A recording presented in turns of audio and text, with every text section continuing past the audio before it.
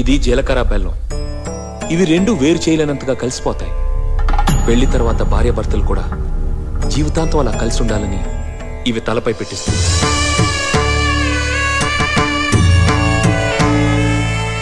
ఇది మంగళసూత్రం. మంగళం అంటే పవిత్రత, సూత్రం అంటే తాడు. ఇది మెడలో పడగానే పెళ్లి అగ్ని కంటే పవిత్రం అవుతుంది. పుట్టింటికెళ్తే అత్తారింటిని, అత్తారింటికెళ్తే పుట్టింటిని మర్చిపోకూడదనే 2 బొట్లున్న తాళిని మెడలో కట్టిస్తారు. తలంబ్రాలంటే తలపై నుండి రాలిపడేవి. ఆ ఇంట్లో సిరి సంపదలు కూడా అలా వచ్చి పడాలనే తలంబ్రాలు పోయిస్తారు. 7 అడుగుల్లో ప్రతి అడుగుకి ఒక అర్థం ఉంది.